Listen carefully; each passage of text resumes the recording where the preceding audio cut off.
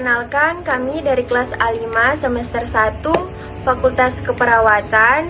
Nama saya Eugenia Viren Gagaobe dengan NIM 24 14 20 11 12. Perkenalkan, nama saya Gladys Janis dengan NIM 24 14 20 11 16. Perkenalkan, nama saya Teresa Dewata Nia dengan NIM 24 14 20 11 23. Kami dari kelompok 5 saat ini akan mempresentasikan materi tentang dampak korupsi dalam penegakan hukum dengan mata kuliah Pendidikan Budaya Anti Korupsi dengan dosen pengampu Dr.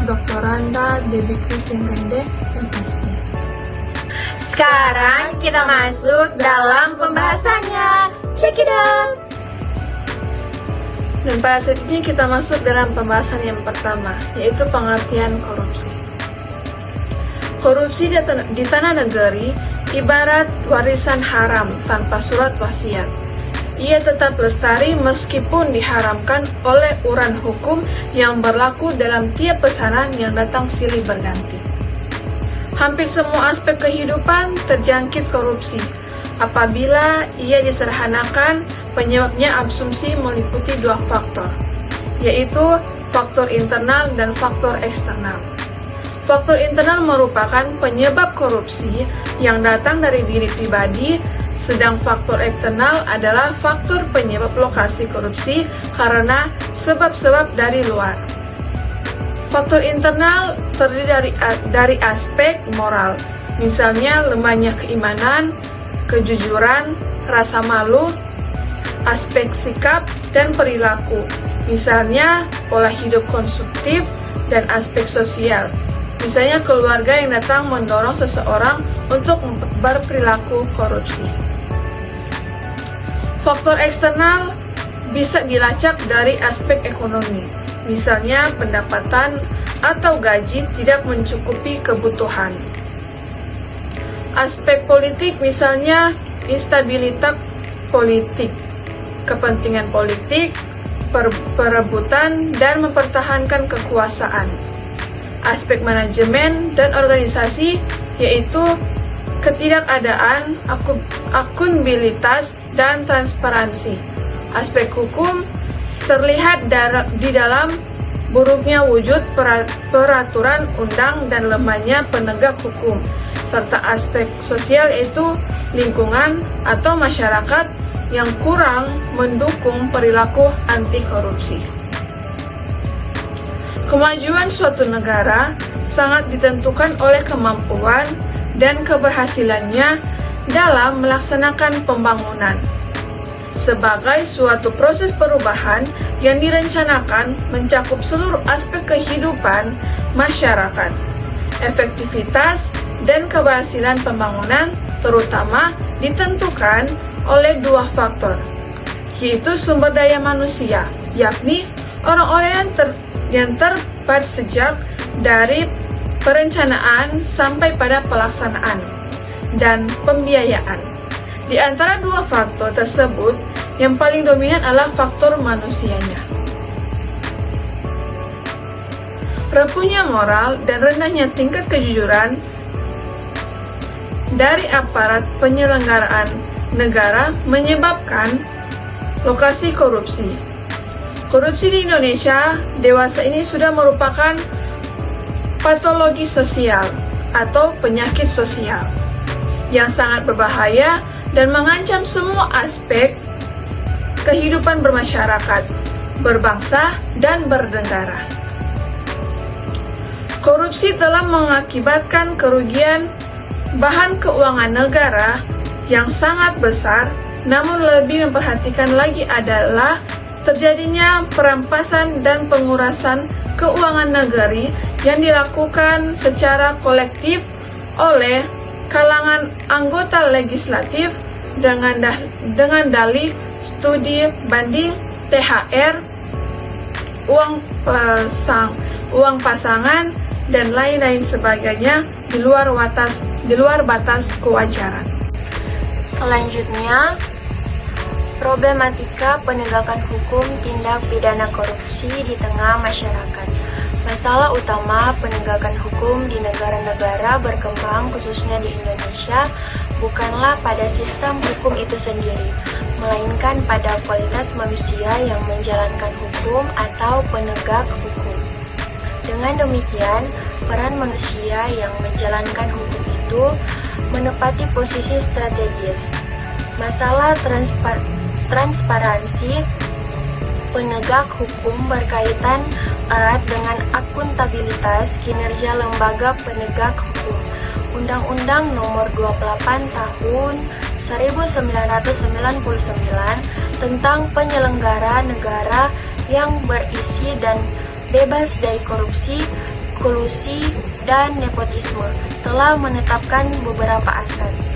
Asas-asas tersebut mempunyai tujuan, yaitu sebagai pedoman bagi para penyelenggara negara untuk mewujudkan penyelenggara yang mampu menjalankan fungsi dan tugasnya secara sungguh-sungguh dan penuh tanggung jawab. Penegak hukum merupakan golongan panutan dalam masyarakat yang hendaknya mempunyai kemampuan-kemampuan tertentu sesuai dengan aspirasi masyarakat. Mereka harus dapat berkomunikasi dan mendapat pengertian dari golongan sasaran atau masyarakat, di tengah samping mampu membawakan atau menjalankan peran yang dapat diterima oleh mereka. Selain itu, maka golongan panutan harus dapat memanfaatkan unsur-unsur pola tradisional tertentu sehingga mengakirakan partisipasi dari golongan saran atau masyarakat luas. Golongan panutan juga harus dapat memilih waktu dan lingkungan yang tepat di dalam memperkenalkan norma-norma atau kaidah-kaidah hukum yang baru serta memberikan keteladanan yang baik. Namun, sebagaimana yang telah kita ketahui bahwa salah satu penyebab lemahnya penegakan hukum di Indonesia adalah moralitas aparat penegak hukum, yaitu hakim, polisi, jaksa, dan advokat, serta judicial corruption, penegak hukum, yang sudah telanjur mendarah daging sehingga sampai saat ini sulit diberantas. Adanya judicial corruption jelas menyulitkan penegak hukum di Indonesia karena para penegak hukum yang seharusnya menegakkan hukum terlibat dalam praktek korupsi, sehingga sulit diharapkan bisa ikut menciptakan good governance. Penegak hukum hanya bisa dilakukan apabila lembaga hukum, hakim, jaksa, polisi, dan advokat bertindak profesional, jujur, dan menerapkan prinsip-prinsip good governance. Selanjutnya, kita masuk pada dampak korupsi terhadap penegakan hukum.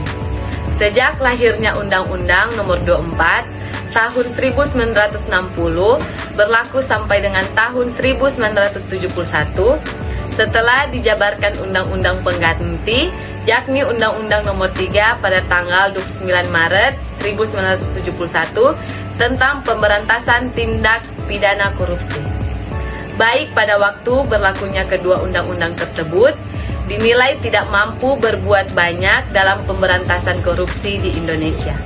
Hal ini disebabkan karena undang-undang yang dibuat dianggap tidak sempurna, yaitu sesuai dengan perkembangan zaman, padahal undang-undang seharusnya dibuat dengan tingkat prediktibilitas yang tinggi. Namun, pada saat membuat peraturan undang-undang tingkat legislatif, sedang terjadi sesuatu tindak pidana korupsi baik dari segi waktu maupun keuangan, di mana legislatif hanya memakan gaji semu yang diperoleh mereka ketika melakukan rapat, sehingga apa yang dituangkan dalam peraturan undang-undang hanya melindungi kaum pejabat saja dan mengabaikan masyarakat. Menyikapi hal seperti itu, pada tahun 1999 dinyatakan undang-undang yang dianggap lebih baik, yaitu Undang-Undang Nomor 31 Tahun 1999 yang kemudian diubah dengan Undang-Undang Nomor 20 Tahun 2001 sebagai pengganti Undang-Undang Nomor 3 Tahun 1971. Kemudian pada tanggal 27 Desember telah terbit Undang-Undang Nomor 30 Tahun 2002 tentang Komisi Pemberantasan Korupsi, yaitu sebuah lembaga negara independen yang berperan besar dalam pemberantasan korupsi di Indonesia. Dalam domain logo, pejabat tinggi yang korup mendapat dan menikmati keistimewaan karena mendapat perlakuan yang istimewa, dan pada domain teknologos, hukum pidana korupsi tidak diterapkan adanya pra-peradilan, sehingga banyak koruptor yang diseret ke masyarakat dibebaskan dengan alasannya tidak cukup bukti. Baiklah, sekian hasil dari presentasi kelompok kami. Dan pada saat ini kami akan mengajak adik-adik yang akan lulus tahun depan yang mau cari-cari kampus, mari jo bergabung dengan torang di Universitas Pembangunan Indonesia Manado. Deng adik-adik nggak usah khawatir karena kampus kami sudah terakreditasi B. Dan di kampus kami memiliki beberapa fakultas, yaitu ada Fakultas Keperawatan, Ada Fakultas Pertanian, ada Fakultas Teknik, ada Fakultas Hukum, dan ada Fakultas Fisik. Sekian, terima kasih. Bye-bye.